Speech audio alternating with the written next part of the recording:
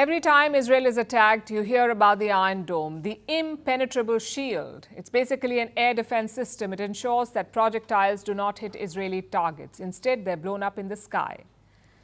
After the attack in April, everyone praised the Iron Dome. But this time, there is no such celebration. Some Iranian users are, in fact, mocking it.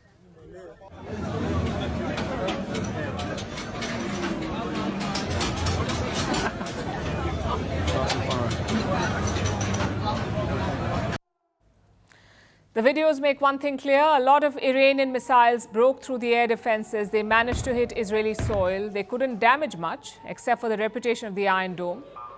But Iran showed that Israel's airspace can be breached. So how did they do it? What changed from the last time? Well, first, some background. Israel has a multi-layer air defense system. The first is obviously the Iron Dome. It shoots down rockets and small projectiles. Its range is 4 to 70 kilometers. That's the Iron Dome, the first layer. The second layer is called David Sling. It can take out long-range rockets and cruise missiles. The range is up to 300 kilometers. And finally, you have the Arrow system, Arrow 1 and 2. These take out medium and long-range ballistic missiles and range up to 2,400 kilometers. In April, the Iron Dome did the heavy lifting, but this time it was the other systems. Iran says 90% of their projectiles hit the target. Israel says the majority was shot down. As expected, two different versions from two different sides, but pictures do not lie. There is clearly more physical damage this time around. The question is, how did it happen? Because of three main reasons. First, the intensity of the attack. The US government says this one was twice as big as the last one. Certainly, this was a significant attack, probably about twice the size in terms of scope of what we saw earlier. But again, we're still assessing the outcomes of this. It's simple logic. If you fire more missiles, you have more chances of hitting the target. That's what happened here. Some of the projectiles will sneak through.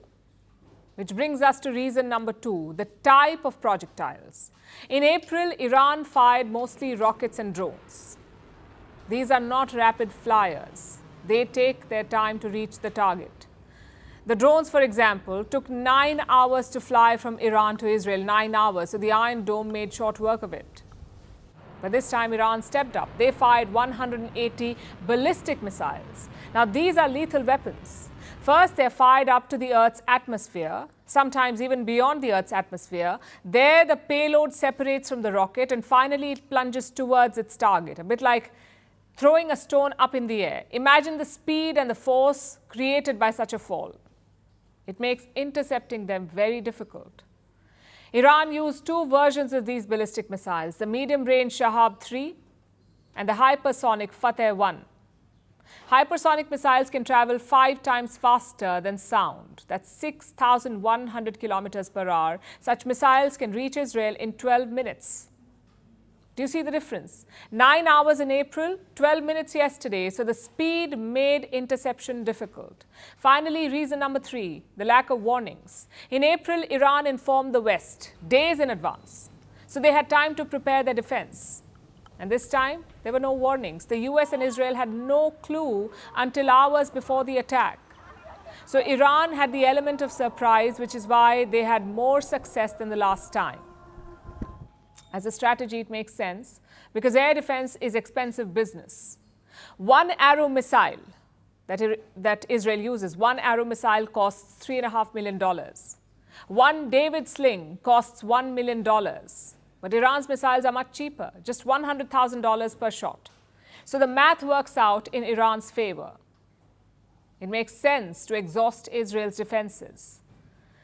But also remember, Israel has American financial support. Washington will help them restock. Nonetheless, yesterday's attack made a couple of things quite clear. One, Israel's defenses are not impenetrable. With the right weapons and tactics, you can hit them. And secondly, Iran has learned from its last attack, hence the decision to ditch the slow drones and use ballistic missiles. And they have more in stock.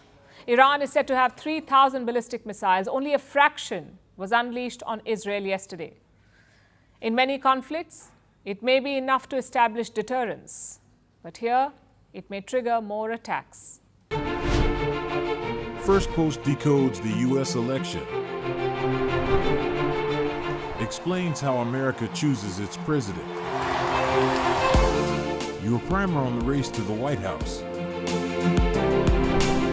Everything you need to know about how America votes and its global implications.